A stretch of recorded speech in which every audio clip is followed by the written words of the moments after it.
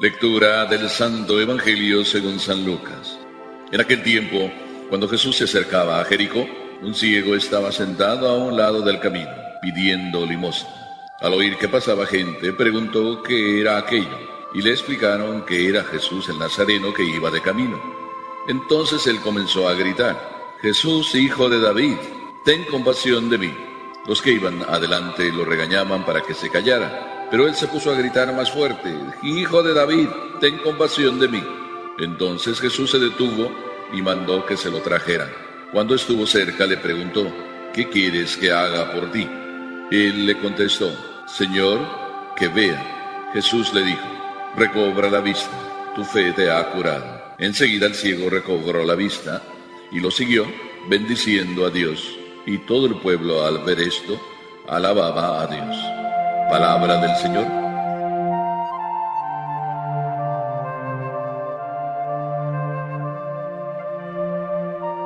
Nunca se han acabado los mendigos, nunca se han acabado los ciegos. El caso es que en la vida siempre hay alguien que sufre. Y hay muchos tipos de ciegos.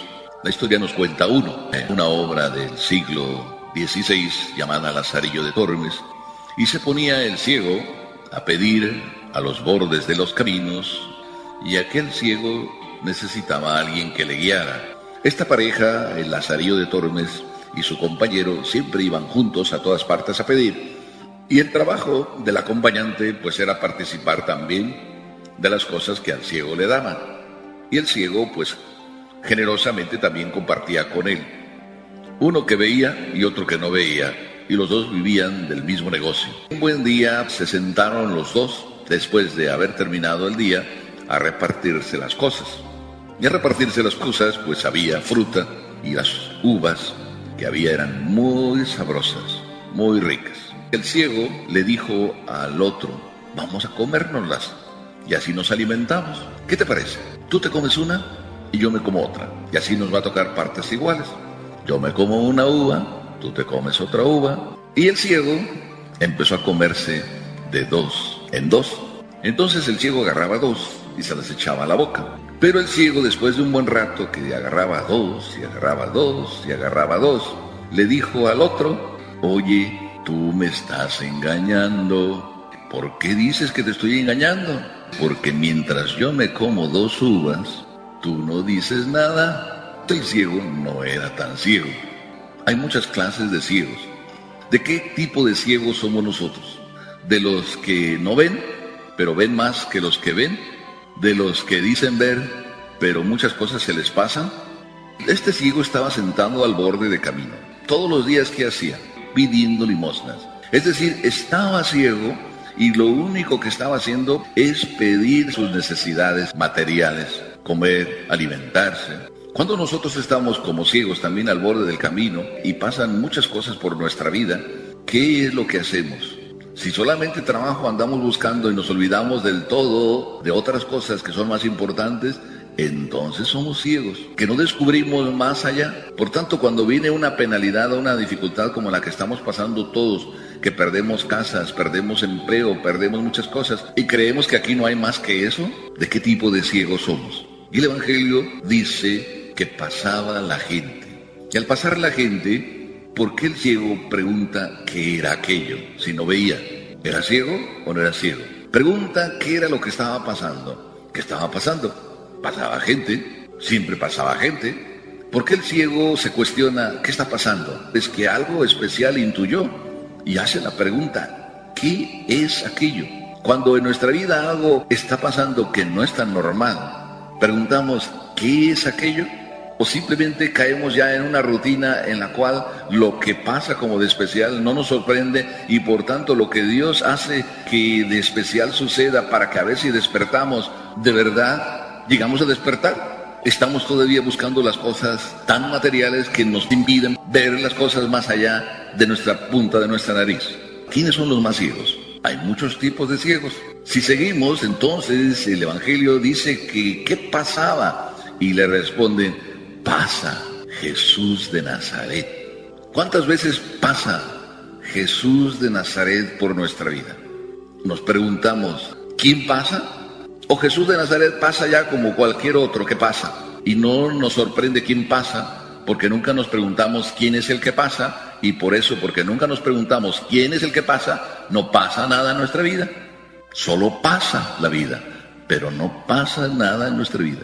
Y cuando dice que Jesús de Nazaret pasa y él escucha, pasa Jesús de Nazaret, entonces hace ese grito: Jesús, hijo de David, ten compasión de mí. ¿Quién de ustedes le pide a Dios cuando está necesitado: ten compasión de mí? O le dice: dame, dame, dame. ¿Por qué no le dice: ten compasión de mí? Esa frase ya deja inquieto a Jesús: ten compasión de mí. Y Jesús como que se hace el sordo. Pero otra vez el ciego vuelve a gritar: ten compasión de mí. ¿Y quién quiere callar al ciego? La gente es la que a veces nos impide llegar a Jesús. La gente es la que nos quiere callar. Y entre ellos está nuestra propia familia muchas veces, que nos dice: anda, anda, anda, sí tú, la rezandera. Anda tú, sí, ya, la santita. Y la gente como que nos quiere impedir el encuentro con Jesús de Nazaret. Pero mientras él grita por segunda vez: ten compasión de mí, entonces Jesús se para. Y Jesús le hace una pregunta que nos hace también a nosotros y nos dice: ¿qué quieres que haga por ti? Cuando tú preguntas: ten compasión de mí, Jesús puede interpretar que necesitas un montón de cosas. Porque cuando ante Dios nos presentamos, podemos presentarle toda una lista de cosas que queremos. No sabes si quieres todo lo que dices querer, o hay alguna cosa que quieres más en primer lugar que otra de las cosas que tienes en la lista. Cuando tú vienes con Jesús hoy, ¿cuántas listas traes? ¿Quieres pedir por la abuela, el abuelo, el tío, la tía? ¿Quieres pedir para que tu esposo encuentre trabajo? ¿Quieres pedir para que tus hijos ya sean más serenos, más tranquilos, para que se aprovechen mejor su tiempo? ¿Quieres pedir para que aquel que está en la cárcel reciba la paz? ¿Quieres pedir para qué? Para que tu hija que se fue con el fulano vuelva. ¿Quién sabe dónde andará? ¿Quieres pedir para que aquellos que van de camino, que son tus familiares, lleguen en paz a donde quisieron llegar? ¿Quieres pedir para qué? ¿Para qué? ¿Para que tu hijo no ande ya tan rebelde? Y puedes traer toda tu lista de peticiones. ¿Cuál de ellas verdaderamente te interesa más? Jesús te pregunta: ¿qué quieres que haga por ti? Y el ciego no dijo: ¿me das una limosnita, por favor? Porque no tengo para comer. El ciego no dijo eso, que podría tener necesidad de eso. El ciego dice: Señor, que vea otra vez. Aquí está la frase que me deja pensar que el ciego no era ciego de nacimiento. Que vea otra vez. Veía antes, pero perdió la vista.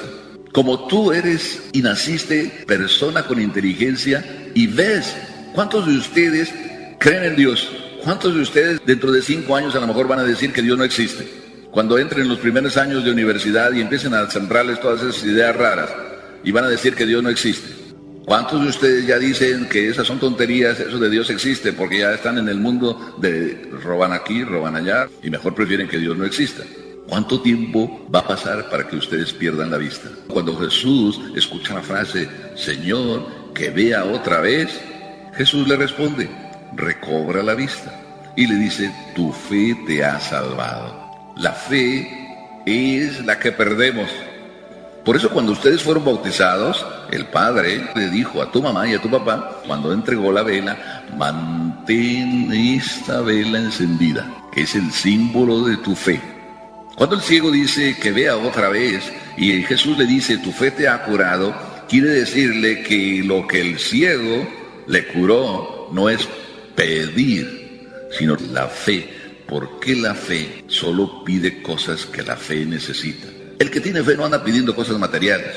El que tiene fe le pide al Señor: conserva mi fe.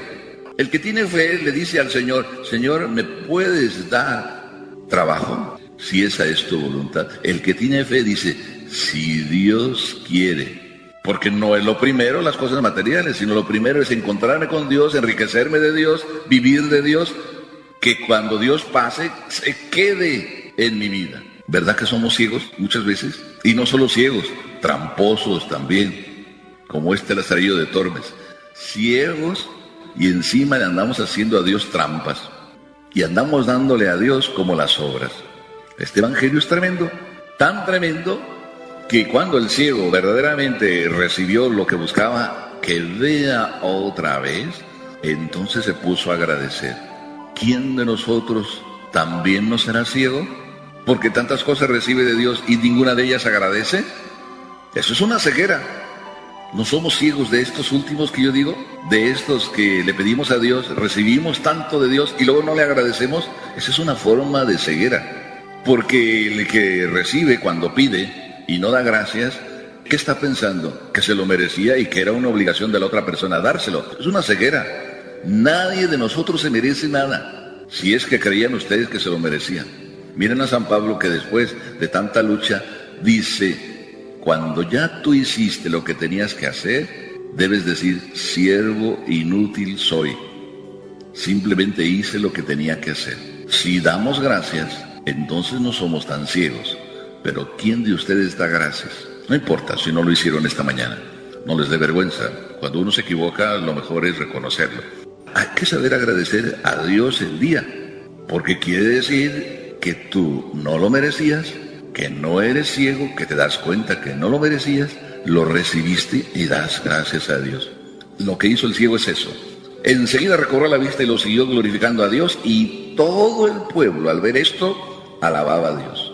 Así de que hoy nos toca alabar a Dios por todo lo que vamos recibiendo todos los días, y que no seamos tan ciegos, sino que aún siéndolo, hagamos las cosas como si no fuéramos ciegos, porque nuestra vida es un acto de gratitud a Dios siempre. Amén.